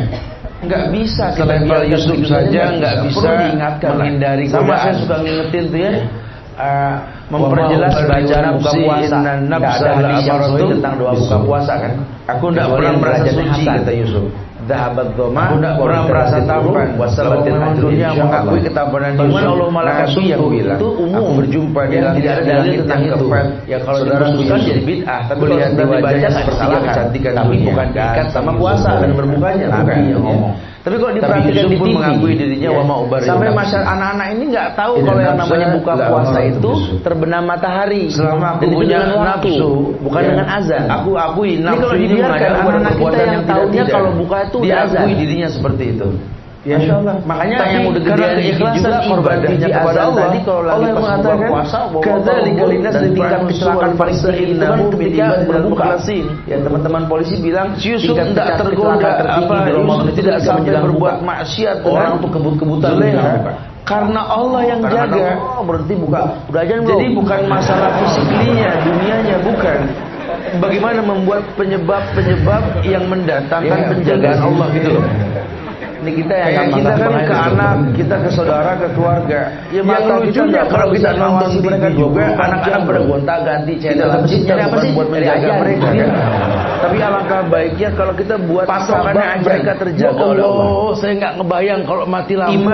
Memiliki pada nggak buka, belum aja karakter yang baik dalam keagamaan, manhajnya yang jelas, sehingga nanti kemudian azan itu ada konsekuensi Allah itu tidak mungkin melupakan kebaikan orang yang berbuat ihsan. Maka dimanapun dia berada, walaupun nggak terjaga, Allah yang jaga. Kecil langsung. Allahumma lakal. Ini orang yang berilmu, agamanya masya Allah, Qurannya, hadisnya, pemahamannya betul. Habis ajan, Allah jadikan dia ini betul-betul manfaat buat masyarakat. Hadisnya baik, di mana saja. Ini kalau dibiarkan jadi sebuah tradisi loh. Allah yang jaga. Ada yang petantang berdendeng. Kita nggak pernah tahu anak di balik dinding sekolah sedang apa, kita nggak tahu. Ini kita kajian di sini nggak semua anak ikut kan. Itu di rumah ada, kita nggak tahu sedang apa dia. Tapi kalau landasannya sudah baik, penyebab pertolongan Allah itu ada di dalam diri dia, udah nggak usah khawatir. Terus gimana cara Anda berbuka puasa? Ya Anda lihat jam tat, fattakhidhu wakil, jam 6:10. Ambil Allah sebagai penjamin. Cuma kan hukum sebab akibat, makanya di awal dikatakan coba hubunganmu dengan Allah seperti apa. Jangan kau hayalkan sebuah kebaikan tanpa mengerti kebaikan milik siapa. Emang artinya apa? Ya Allah alam. Kalau kamu sudah mengerti tentang Allah Malikul Mulk, itu kan telah hilang haus telah basa kerongkongan, telah tetap pahala. Tapi kalau belum mengerti, jangan paksakan. Yang ada kamu kompromi dengan takdir. Jadi kalau buka itu ambil air, Bismillah, kita minum dengan asma wa sifat, dengan uluhiyahnya, gitu ya. Sampai nanti kita mengerti sekali ini ibadah, memang fitrah kita tercipta untuk itu.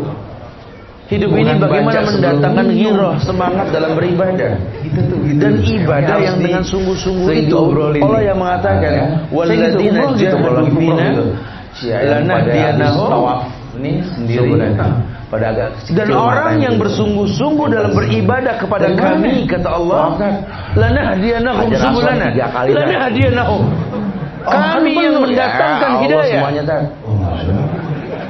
kalimat kami ini hak Allah aneh, bukan Allah banyak. Yang mana tadi Allah perintahkan malaikat datang. Dia pikir aja ada proses. Makanya kalau orang diberikan hidayah, jawabannya apa? Itu banyak tuh yang begitu banyak dia. Ini yang dikatakan dia mendatangkan ketakwaan sendiri. Sementara di Islam itu kan wa atahum taqwahum, dengan ibadah yang benar. Ibadahmu yang benar itu yang membuat karismamu timbul, bukan kamu yang membuat itu timbul. Dia bagian dari alam. Islam ini nggak perlu pura-pura. Dia nikmati. Dia tahu sekali bahwa ada hikmah di balik semua nikmat yang dia rasakan sama orang tua. Karena dia tahu semuanya nikmat. Orang tua kita nyaman. Semuanya nikmat. Maka jangan tinggalkan apapun yang dia rasa, tetap jadi ada hikmah untuk dirinya dan untuk orang lain. Kalau kenikmatan dia rasa ini, biasanya kalau Allah kasih saya nikmat begini, ini sebentar lagi ujian nih datang. Orang bilang orang tua kita. Biasanya kalau orang diuji begini nih, ya sebentar lagi nikmat dah. Kayak kita nengokin orang sakit. Ini enggak merubah, setelah dia bisa agama juga tetap. Wafid lahum janahatul liminar rahmah. Qurrabbir hamhuma kama rabbayani shaghira. Merendah kamu seperti pipi burung pada induknya kan. Jangan jadi gara-gara pintar agama jadi orang tua dikecilkan. Lama nih sakit nih. Tetap ada sesuatu yang membangkitkan mereka jadi orang tua. Berasa jadi orang tua. Jangan mentang-mentang kita pintar agama, orang tua berasa jadi murid anak. Jangan hibur. Kita hibur, dan memang hukum sebab akibat begitu. Sama seperti orang yang mencapai usia 40, tinggal turunnya. Puncaknya umur itu kan 40. Kesononya makin kurang, bukan makin tambah. Fisik kita makin hari makin sempurna, mentok 40 full sempurna. Kalian seperti ini. Begitu. Balagha asyur, jangan rendahkan mereka. Wa balagha arba'ina sanatan, sampai puncaknya sampai usia 40. Saya begini kan 40 ke sana mulai kurang terus sampai nanti 60 70 ke sana lama-lama kurang. Ini manusia kudu ngerti sampai di sana. Dia mengerti sekali. Setelah dia tunduk patuh kepada dalam beribadah, dia tahu sekali kalau Allah sudah turunkan sebuah syariat itu enggak memberatkan orang yang melakukannya. Masya Allah, jamaah yang Allah muliakan. Oleh karena itu, apapun kalau Allah panggil dia, rapikan hubunganmu dengan Allah. Allahu Akbar, Allahu Akbar. Baik menghafal nama Allah, mengerti rububiyahnya, asma wa sifat dan uluhiyahnya. Nah, yang kedua, yakni kalau kau sudah mengenal Allah, dia masih bisa. Maka hidupmu ini mengerti untuk apa? Kau akan membuat sebuah protektor diri dengan banyak beribadah kepada Allah. Yang kedua, yakni melakukan ibadah kepada Allah karena memang ada ikatan dengan Allah. Karena nanti ada orang yang belum wajib untuk beribadah karena belum ada ikatan. Ya kalau orang-orangnya nggak kenal itu punya syarat, salah satunya balik ada. Tiap ibadah pun belum balik, akalnya belum berfungsi, belum terbebani, dia belum mukallaf Ramadan. Ya, dia belum terbebani. Kenapa?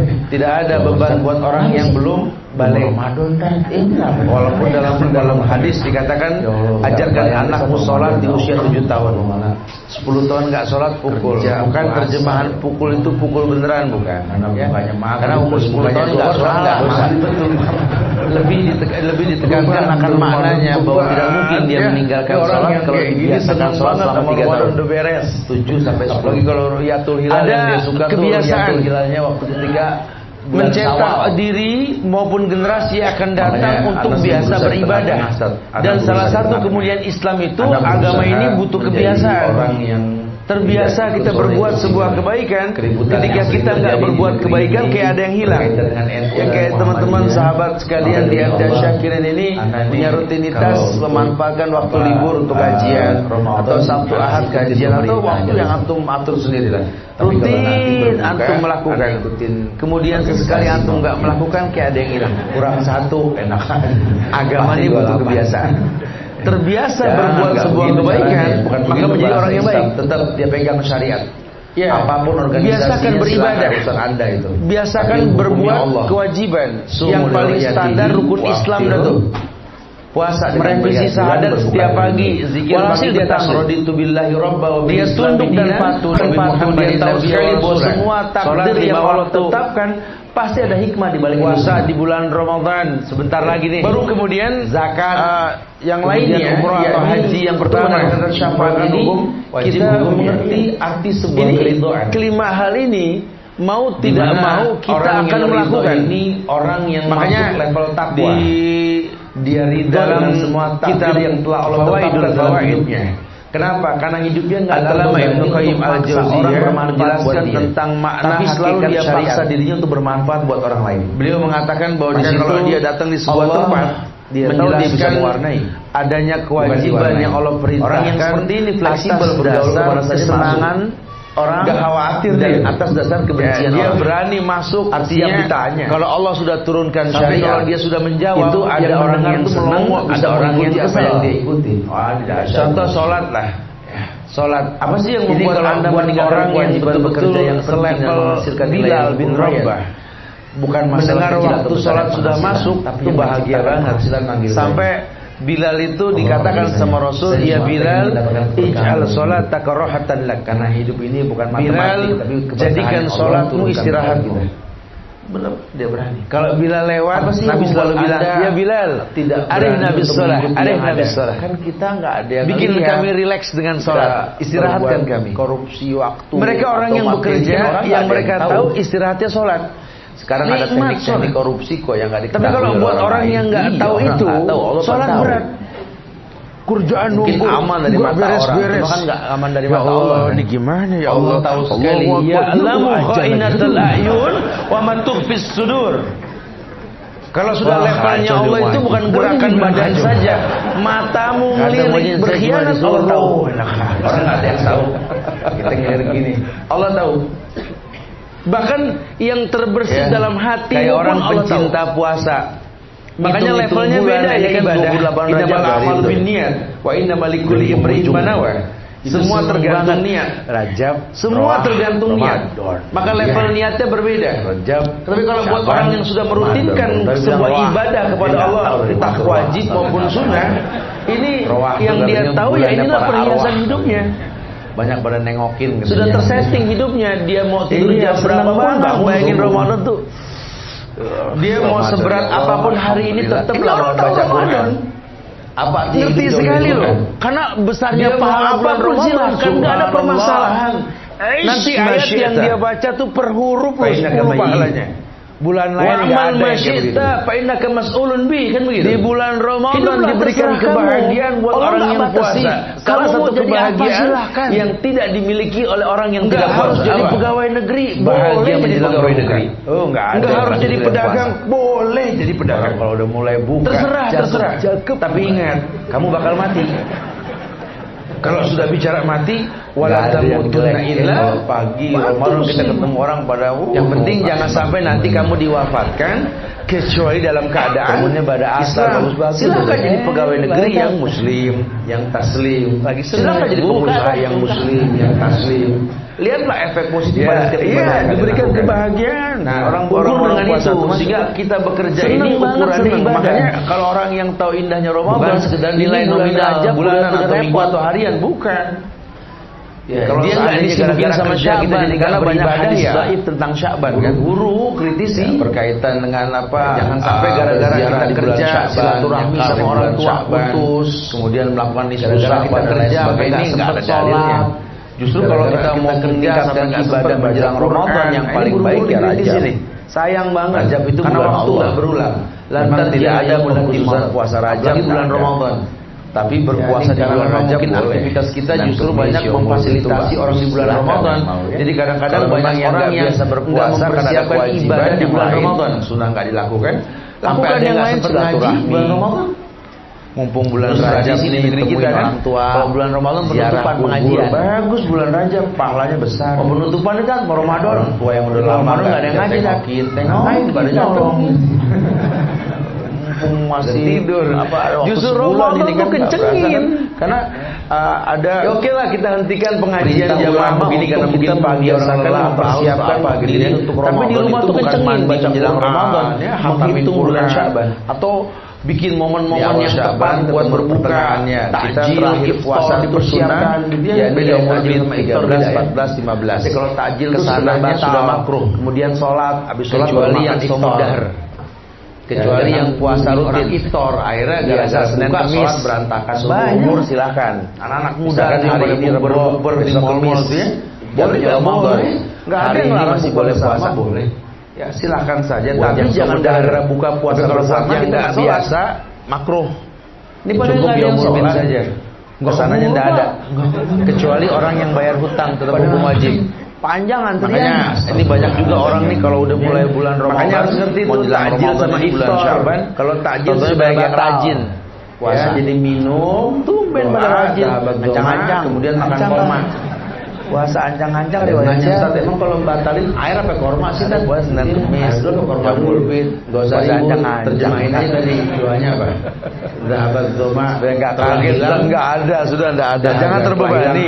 Sumu li ru'yati wa kira-kira ngilangin haus korma apa air? Sudah pokoknya puasa itu simpel. Puasa dengan melihat bulan, berbuka pun dengan melihat. Minum dulu baru makan. Lagi langsung makan kita cekukan. Simpel sekali, jangan terbebani, jangan sudah. Terus kalau udah sakit ya enggak usah puasa.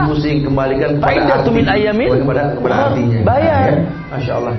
Baru yang nggak boleh bayar orang dia mendapatkan yang sengaja. Keriduan pada setiap takdir. Orang yang sengaja dosa besar. Yang ada taubat. Keriduan pada setiap takdir. Jadi jangan terbebani dengan Ramadan. Karena Allah tentukan orang hamil boleh puasa yang boleh. Tidak ada keburukan pada takdir Allah. Kan? Puasa itu baik, tapi ketika dia menjalaninya dia nggak sanggup. Allah nggak mungkin menentukan. Dia boleh membatalkan cukup bayar dia. Ujian yang orang nggak sanggup. Atau dia sengaja membatalkan karena cuma khawatir bayi ini nggak sehat karena dia nggak makan dengan keadaan dia bayar puasa bayar kita meringankan.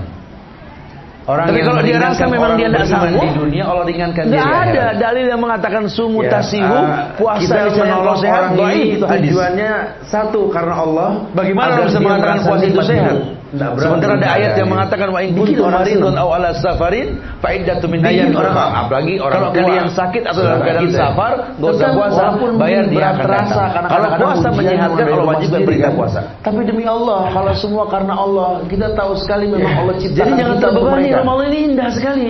Lawang Ramadan itu kita nggak gampang komplain, lagi mau ibadah bulan Ramadan yang masih ada bulannya umat kan nggak bagus hubungan sama saudara. Sampai umat terdahulu dimuliakan dengan Rajab. Umat Muhammad dimuliakan dengan Ramadan. Kenapa? Karena memang ada hadis yang mengatakan di dalamnya tidak sampai melampaui leher. Ada rahmah, ada itqu minan nar, berbulan Lailatul Qadar. Temuin. Ya udahlah, saling berkasih sayang, kemuliaan untuk bisa mendapatkan kemuliaan afdhalus sholatul lail tulal qiyam, beberapa tempat salat malam yang paling afdal, yang paling lama berdirinya. Itu kan kalau sebulan kita bisa lakukan. Dia anak kita, ponakan. Kita bisa lakukan di masjid, di majlis, di rumah, silakan. Pokoknya yang penting tulal qiyam. Allah tahu kamu karena ada yang tanya juga kemarin aja, saya nggak mau bayar nanti Ramadan. Misalkan anak nggak di masjid, anak rutin di rumah sama istri sama anak, boleh nggak Ustaz? Boleh, nggak ada masalah. Contoh orang hukum asalnya sholat sunat, tapi di rumah. Tapi yang jadi masalah bacaan antum bagaimana? Dari mana? Yang perlu digarisbawahi juga bahwa orang diuji sholat tarawih, sholat malam itu yang paling utama, yang paling lama berdiri. Sudah. Dientengin antum di rumah, antum baca yang panjang usaha agamamu. Tapi kalau antum nggak sanggup, mendingan jadikan bacaan imam bacaan enggak hari ini, lusa minggu depan, enggak minggu depan. Jangan gara-gara antum ingin mengambil keutamaan sholat di rumah, antum rubah tuh kemuliaan tarawih, sebaik-baik tarawih yang paling lama berdiri. Antum malah di rumah dengan baca pendek, sehingga anak-anak bilang orang yang dikasih sama Allah tuh suka makan di rumah aja orang lain. Kalau kasih dia, kenapa? Kasih yang di dunia, kasih kita insyaallah. Berwelas dengan ajak dia ke majelis, orang yang tersuruh berlemah lembut supaya menegakkan nikmatnya itu. Tapi ya orang bisa merasakan nikmatnya berdiri lama juga tentu karena berilmu. Dan kita nggak bisa paksa juga orang supaya merasakan lamanya berdiri. Mentang-mentang antum hafal Quran, tahu bahwa sebaik-baik sholat malam yang paling lama berdiri, antum ngetes hafalan. Kita nggak bikin patung.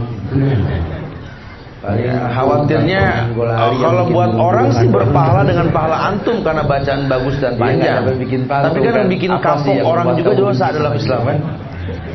Ya soalnya dia gini-gini lagi dia manusia. Aduh, nggak nyanggup deh kalau doa kamu masih Rabbi firli wali walidayah. Tak kalau imam udah ganti. Firli itu kan artinya ya Allah ampuni aku, ampuni kedua orang tua. Kan arti tanggung dosa juga kan kalau ajarkan kepada kita orang kamu kita ini manusia dia kurang lebih lah. Kita bisa mengkondisikan dengan keadaan. Silakan baca panjang tapi enak sudah tahu seperti itu. Minta sama Allah untuk memiliki kemampuan menghindari hafalan tapi nggak ada karisma. Kalau nggak berbuat salah mah bohong lah. Tetap asik. Orang tua kita bukan malaikat, orang tua kita enak, ikhlas. Walaupun namanya masuk. Suara orang yang ikhlas itu kan membuat nyaman orang yang mendengar. Nabi yang masuk. Kalau kita sholat di belakang inilah fungsi kita yang menuju belakang istri ke suami berman sudais. Ujian saya di suami yang memang sudah suami saya ini masya Allah bahasa Ibnu Qayyim itu. Quran itu hiasan yang halal untuk dirinya. Jadi ada bahasa ulama itu kebaikan yang dirutinkan akan menjadi perhiasan yang halal buat orang yang memilikinya.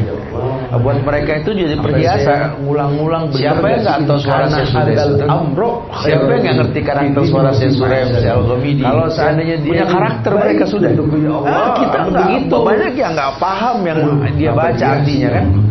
Cuma khusyuk. Ya sabar. Orang sudah tahu karakter suara juga, masya Allah. Iya.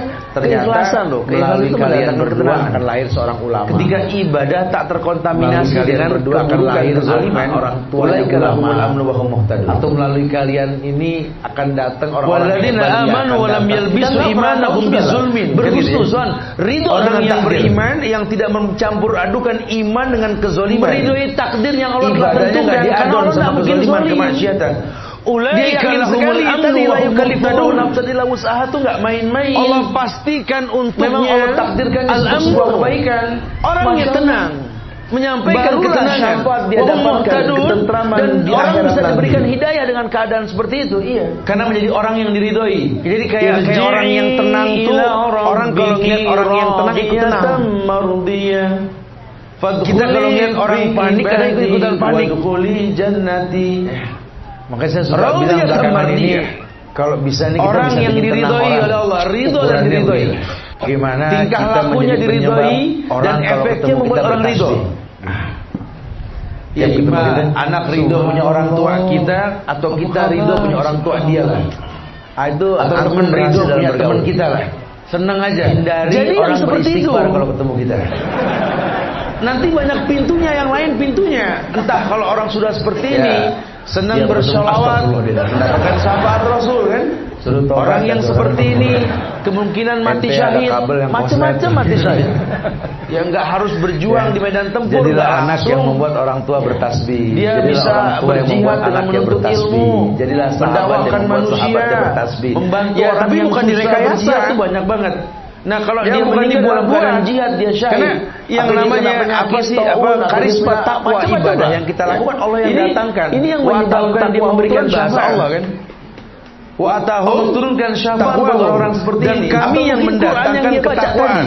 Maka kalau kita mungkin sholat mampu baca Quran karena mata yang sakit atau kemampuan belajar yang sudah nggak seperti anak muda lagi, fasilitasi penghafal Quran, pancaran batinnya, gitu ya. Kan beda ya orang yang sholat sama yang enggak beda, pancarannya beda ya, beda sekali lah ya. Contoh yang saya maksudkan sholat yang khusyuk, sholat yang benar. Karena nanti banyak juga orang yang sholat tetap aja menjadi penyebab bedanya gitu ya. Beda sekali, simahnya beda. Kampung kita tuh nggak usah dibikin-bikin, orang udah tahu ente baik aja. Dari zaman muda sampai tua orang ngaji apa gimana sekarang suka ngadain antar teman-teman ustaz juga kalau ngomong sudah tua. Coba sekali-kali kita lihat dia ngaji sampai susah nyiksa diri ente susah lah gitu. Coba antum lihat kayak gitu ya Allah sampai orang yang seperti dia Rahim Jainuddin bukan dibawain air putih. Jadi di Quran yang gedean gitu. Enak kita ngomong pakai bahasa cikokol betul ya. Aneh gedean dan ngomong pakai bahasa bayoran bahasa apa adanya ya. Masya Allah. Simah itu timbul. Orang kalau rajin sholat, yang namanya sholat itu kan fitrahnya apa sih? Tanha anil fahsyawan itu Masya Allah. Insya Allah kalau sholatnya betul, dia itu enggan berbuat keji dan mungkar. Nah, ketika kita bukan sekedar enggak berbuat keji dan mungkar, dia pun enggak menjadi bagian orang berbuat keji dan Allah sudah senang sama seseorang di dunia karena dia menjadi bagian dia enggak berbuat mungkar insya Allah. Itu Jibril bayakap menilai. Tapi kadang-kadang yang enggak berbuat mungkar ini enggak berasa gara-gara dia orang berbuat kemungkaran. Fahibuhu. Ya tingkah laku yang dibuat-buat tadi ketakwaan yang dia rasa bukan sekedar didatangkan sama Allah. Dia yang merasa mencintai dia. Orang jadi nggak suka kan? Orang yang rajin sholat jadi kemudian meremehkan orang yang belum terbiasa sholat. Padahal yang paling baik dan dia orang yang indahnya sholat. Kabarkan ke orang tentang indahnya sholat. Harusnya begitu. Kayak kita berdakwah. Ini kan orang kalau semangat dakwah kadang-kadang udah nggak boleh yang didakwahi itu masuk Islam kayaknya. Contohnya apa? Kita kan benci sama orang kafir kan. Buat orang yang merasa kebencian kita itu membuat orang kafir nggak mau masuk Islam. Salah loh. Nah, dia pupuk kita benci sama Syiah betul? Menjadi laknatullah ala Syiah. Kita laknat tuh Syiah bukan. Tapi bukan berarti Syiah nggak boleh masuk Islam dong. Yang dia kayaknya kalau udah benci sama Syiah enggak dah. Pokoknya orang Syiah nggak boleh taubat Pak sebaik-baik manusia yang paling semangat tanpa lupa mereka perlu didakwahi. Mulailah dia kan? Bisa gak kita mendakwakan mereka, membuat mereka tertarik dengan orang yang mendakwahinya.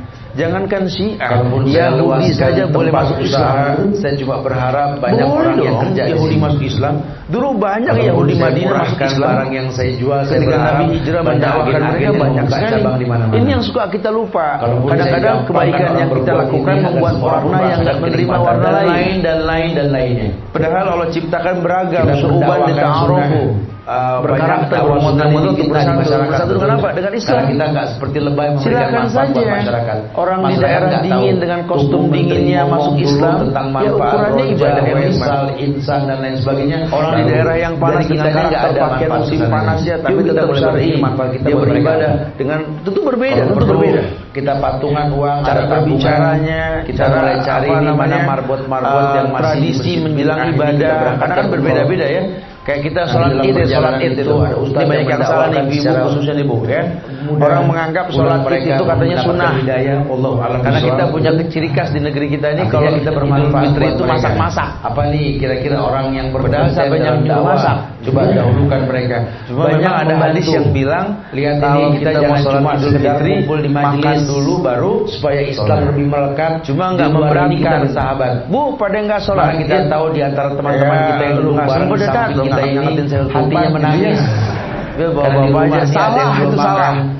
Bahkan sholat id itu wajib. Anak ujian sementara anaknya fardu ain. bisa ngambil rapor. Kenapa dibilang fardu ain? Karena hadisnya amarnya perintah jauh-jauh fungsi kita buat sekeliling kita. Nabi perintahkan sampai orang seperti ini harus hadir. Subhanallah. Untuk menyaksikan sholat lima waktu ada perintah begitu. Syafaat ini saking pentingnya sholat id dengan cara yang macam-macam. Cuma mau bilang apa, di negeri kita ada tradisi. Yang salah satunya tadi. Seakan-akan Idul Fitri yang dia baca di mana kita long weekend. Rasul dan orang yang dari dulu memberikan syafaat. Hamin 7 H+7 kan. Sudah ciri khas dah tuh. Cuma itu pun enggak ada permasalahan karena agama juga fleksibel bicara puasa sunnah Syawal nanti. Itu bebas gitu loh ya. Walhasil sudahlah, dia berilmu tentang ibadah, maka dia ikat diri, dia diawasi dengan ibadah. Ikatan yang kuat antara dirinya dengan Allah sebagai syarat syafaat nantinya, dia rapikan ibadah kepada Allah. Dia buat hubungan yang kuat sampai dia mengerti bahwa ternyata memang yang diriwayatkan oleh Imam Bukhari, apa yang dia lakukan ini merupakan sebuah kebaikan di mana dia memahami adanya keutamaan pahala dalam bertauhid kepada Allah. Efeknya kuat banget. Orang sholat banyak yang sholat tapi nggak semua siapa yang sering minta kepada Allah. Semakin dia perdalam ternyata sholatnya boleh sama, jumlah rakaatnya boleh sama, bacaannya boleh sama.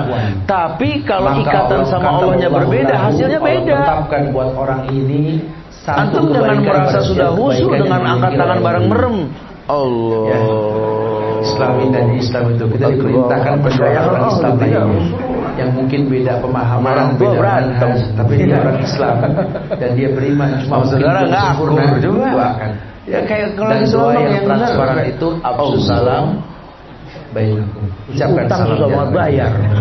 Walaupun mungkin kita hindar mau tidak paham, tapi ini khilafiyah. Gimana sih ini orang sholat kok begini gitu loh? Ya, jadi nggak bisa, bukan itu.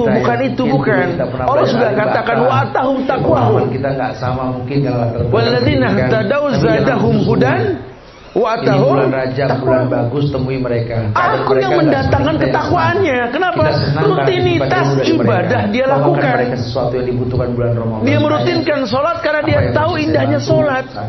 Ini isti'anah, tolabul ma'unah. Dia minta tolong sama Allah.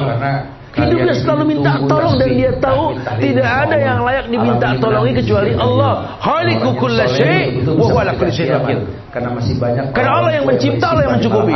Enteng sudah. Bantu mereka. Sampai mereka tahu sekali. Asal yang dia buat sesuatu yang dibutuhkan, bukan cuma sekedar kepengen. Tahabu. Jadi kalau berat terasa pun Allah bantu dia. Dia rasakan kenikmatan. Mungkin menghinakan orang yang baik. Dia tahu sekali memang hidup untuk itu. Wali Allah itu dikatakan ala inna auliya Allahi la khaufun alaihim wala saudara keluarga. Ini lebih lagi. Yang namanya kekasih Allah itu nggak ada sedih, nggak ada takut, nggak ada. Apalagi urusan dunia, ngaruh. Saat ini dengan berdialog. Mungkin ada yang mau orang suka heran. Nih, gile, berani bener lewat kuburan. Orang berani lewat kuburan bilang gile, gimana sih? Yang nggak gile takut. Di kita ini kan kadang-kadang suka begitu tuh ya obrolan ya. Orang sedekah dengan uang banyak, bukan subhanallah malah siapa yang sedekah nih? Pak Fulan bin Fulan. Gila tuh orang. Apa yang disedekah? Gila mau digrogol sono gini. Kita suka salah tempat ya. Kadang-kadang itu orang berbuat baik dibilang gile ya. Ya, mau bilang apalah. Tapi jamaah yang Allah muliakan, dia mengerti. Dia mengerti sekali bagaimana mendatangkan kemuliaan tersebut. Kemudian di yang ketiga dikatakan bahwa orang yang ingin mendapatkan syafaat ini harus betul-betul bersungguh-sungguh dalam beribadah kepada Allah. Kenapa?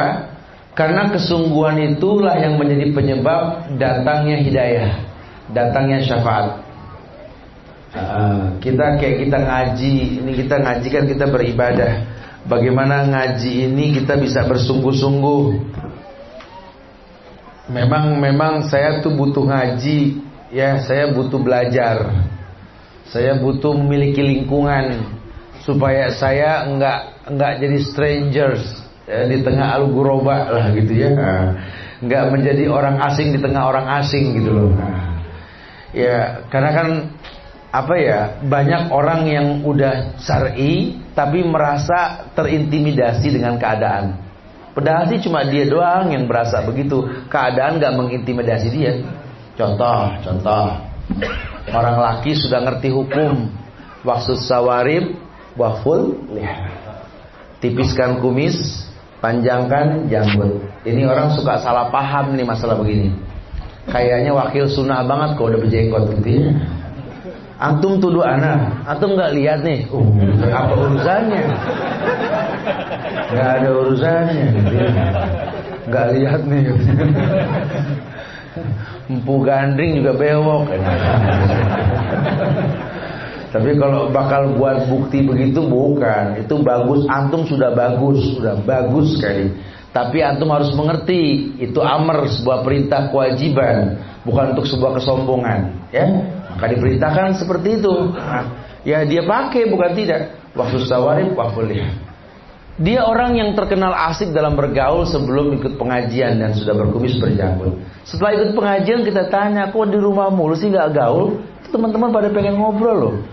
Aduh nggak enak saya doang yang berjenggot soalnya saya. Apa urusannya itu?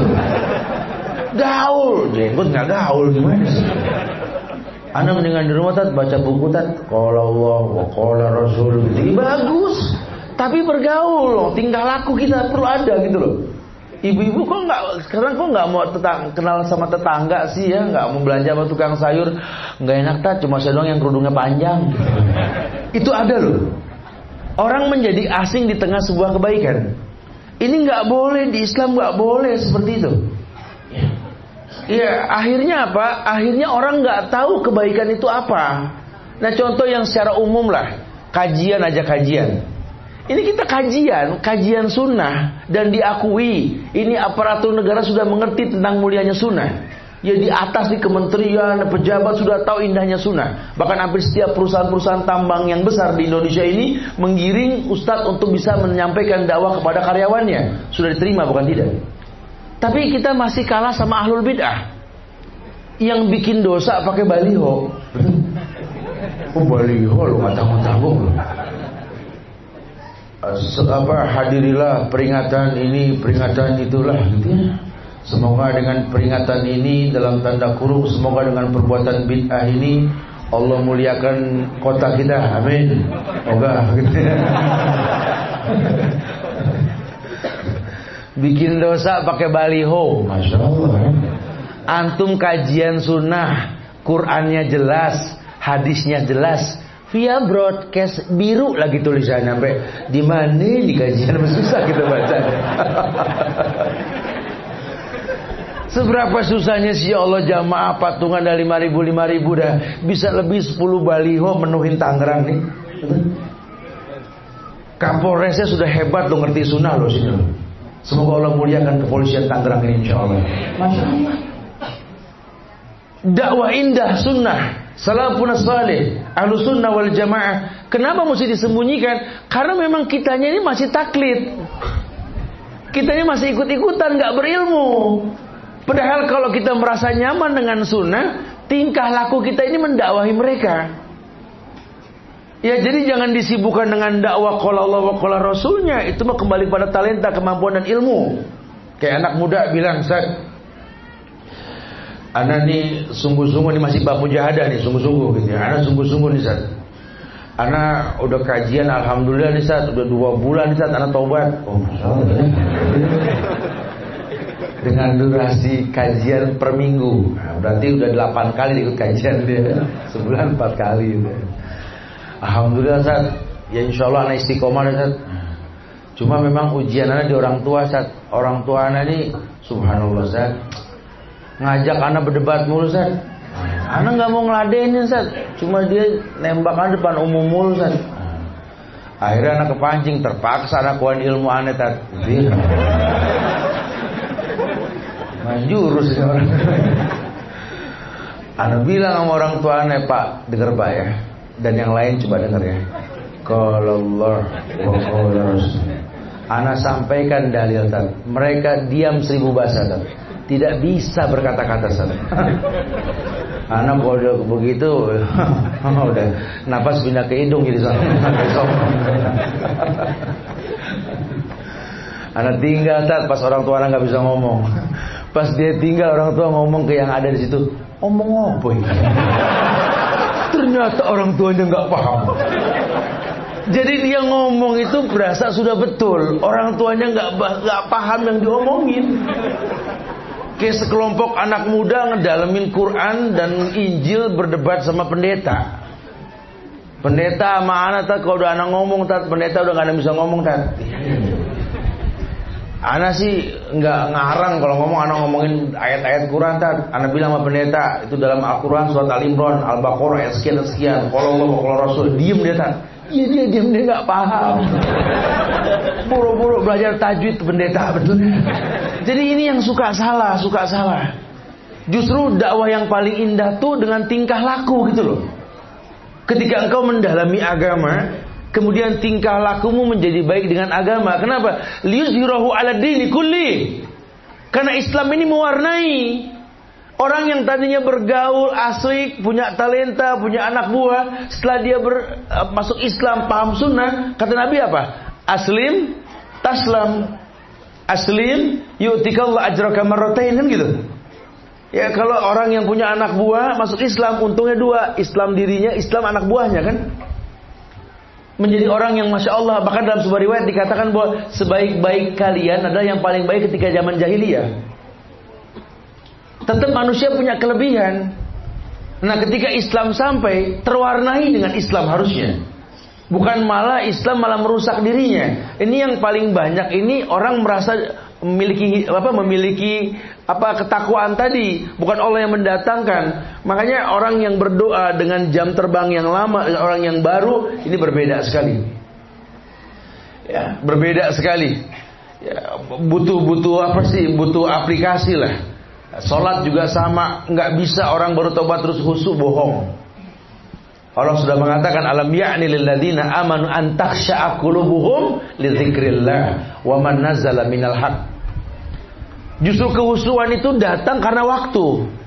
Ujian yang mendatanginya, badai yang menerpa dia tegak batu karang di pinggir laut terus hingga terbentuk ornamen indah alam karena deburan ombak tadi, ya. Cacian, makian, hujatan dari luar rumah, dalam rumah, belati yang menusuk dari belakang pinggangnya. Demi Allah.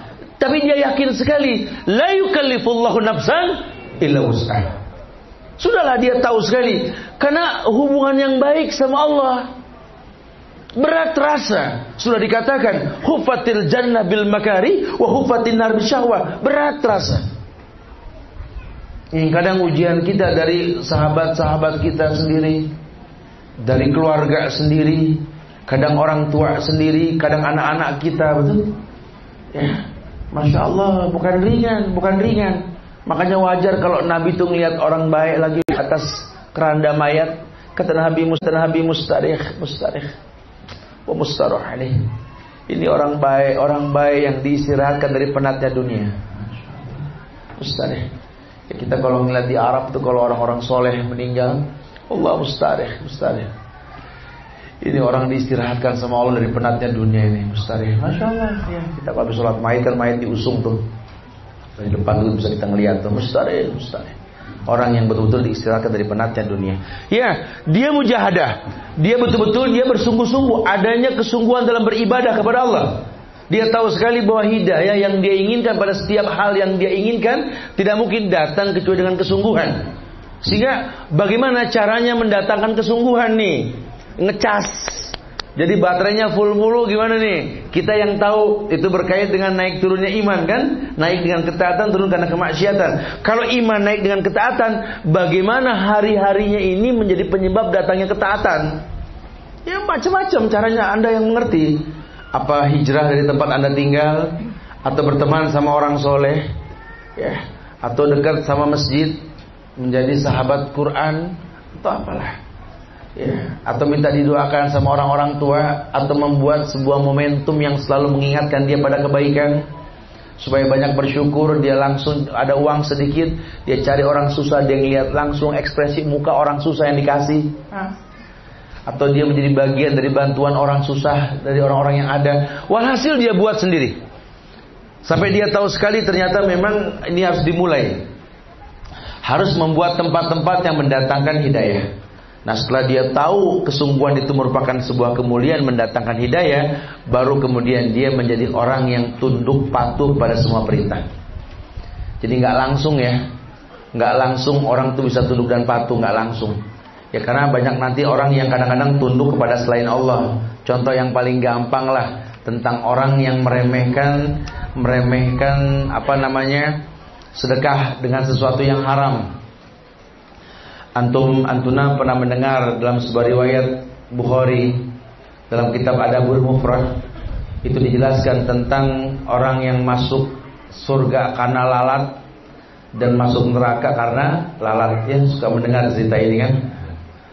Ini bikin sahabat bingung.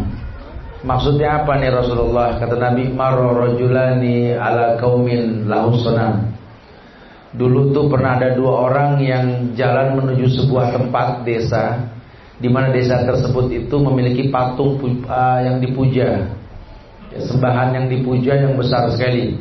Syarat orang masuk ke kampung tersebut suruh lewat depan patung memberikan sesembahan. Hingga dua orang ini pun mau masuk, yang satu pertama lewat depan patung. Kata yang nunggu patung, gapura desa, mau masuk korib takarrub, berikan sesuatu pada patung ini, syarat masuk.